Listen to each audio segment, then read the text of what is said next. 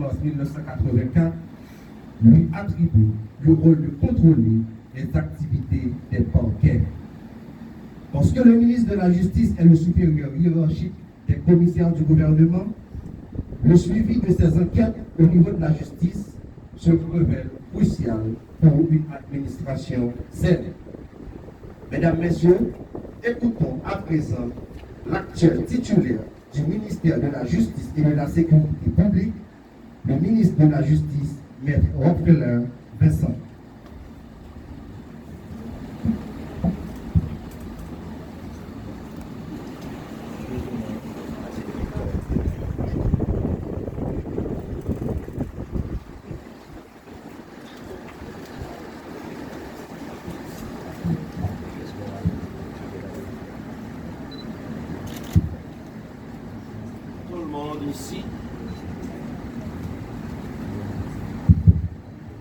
Ici a bien connu Maître Claudie Garçon.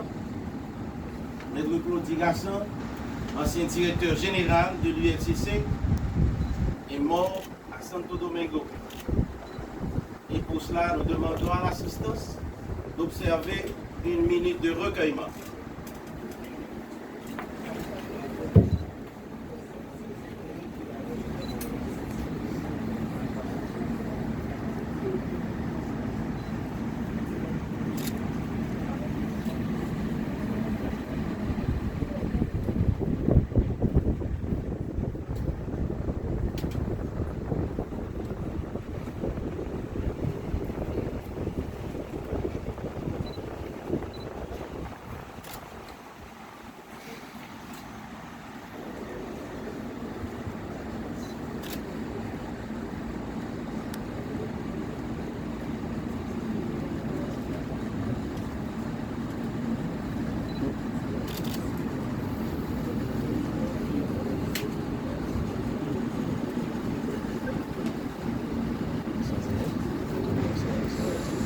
Merci.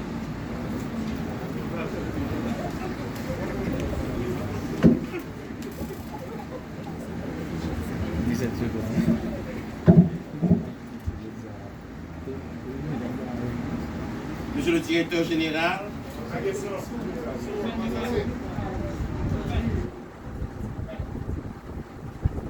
Monsieur le directeur général de l'unité de lutte contre la corruption, Madame la coordonnatrice du projet de renforcement institutionnel de l'OEA, cadre de l'OEA, Madame la doyenne du tribunal de première instance de la Croix des Bouquets, Mesdames, Messieurs les commissaires du gouvernement, tribunal de première instance de la Croix des Bouquets et celui de Port-au-Prince, Madame la directrice des opérations à l'ULCC, Madame la directrice administrative et financière à l'ULCC, Messieurs les membres du cabinet du DG de l'ULCC,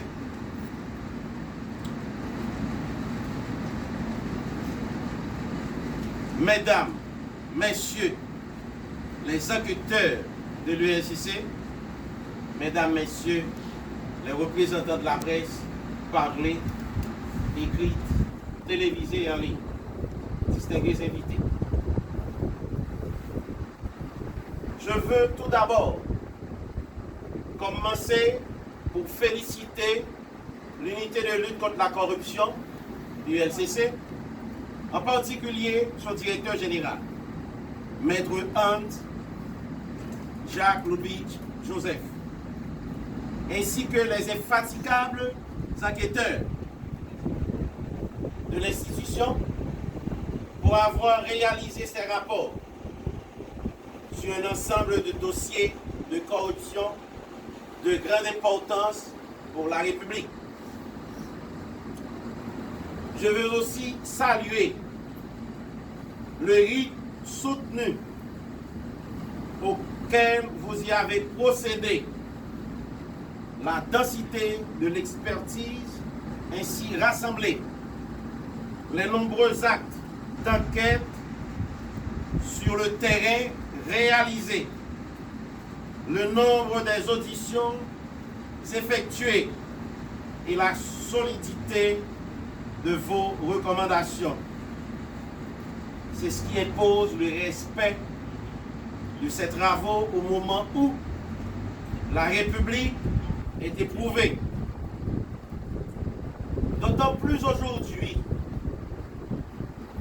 il est de plus en plus facile de critiquer au lieu d'encourager les efforts remarquables des uns et des autres en vue d'obtenir de meilleurs résultats pour le progrès de ce pays. Je veux en profiter pour rappeler sans détour et avec clarté aux agents de la police nationale d'Haïti, dont la loi fait de moi leur supérieur hiérarchique, que le décret du 8 septembre 2004 créant l'ULCC leur impose l'obligation d'exécuter dans le respect de la loi les ordres de recherche émis par le directeur général en sa qualité d'officier de police judiciaire. Tant que l'article 11 du décret sudit existe, autorisant la recherche et le déferment des auteurs d'actes de corruption, il doit être mis en application. Mesdames, Messieurs, ce matin, le ministre de la Justice et de la Sécurité publique, que je suis, prend acte de la remise solennelle de ces rapports définitifs aux différents commissaires du gouvernement près des parquets de la République. Ces rapports, j'en suis convaincu, aideront le pays à voir davantage le dessous de la carte de ces phénomènes pervers qu'est la corruption, dont les tenants sont prêts, disposés et motivés à tuer, à assassiner, à vilipender, à torturer et à sacrifier pour le maintien de grands avantages illégalement acquis. C'est à ce carrefour que la justice doit se mettre debout pour vaincre ces démons et ses ennemis de la nation. Le pays entier et le peuple dans son ensemble convergent leur regard vers la justice haïtienne. Soyez à la hauteur de la dignité entourant votre noble et honorable fonction. Chers parquetiers, dès à présent, c'est toute la société qui a déjà les yeux rivés sur vous, sur les suivis que vous aurez à faire de ces rapports dans lesquels des actuels et ex-hauts fonctionnaires et des comptables de deniers publics, entre autres, sont épinglés. Ce n'est pas redondant non plus de rappeler à votre attention la lourde responsabilité qui vous incombe, celle de poursuivre, quel qu'il soit, auteur, co-auteur et complice des infractions de corruption pour qu'il soit jugé et puni conformément à la loi. Par-dessus tout, il est aussi un devoir moral de rendre justice à cette société, à cette génération découragée et désorientée, en manque de modèles d'hommes et de femmes honnêtes et intègres. Une génération qui souffre depuis des années des effets néfastes de la corruption.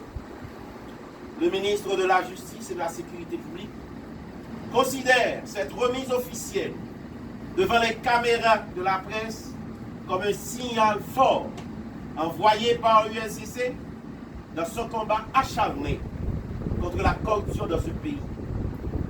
Par cette démarche, elle entend aussi remettre en confiance tous ceux et celles qui avaient cru à tort que la bataille anticorruption était partiale. La corruption ne saurait en aucune manière une forme de persécution politique. Au contraire, elle s'avère un devoir moral auquel nous sommes tous tenus. Je voudrais, en terminant mes propos, m'adresser aux différents représentants de la presse écrite, parlée et en ligne, en leur disant que cette remise officielle doit servir aussi de prétexte pour suivre de près et informer la population sur l'évolution de ces dossiers par devant les autorités judiciaires à chaque fois que l'occasion se présente. Telle sera ainsi une noble contribution. Je vous en remercie.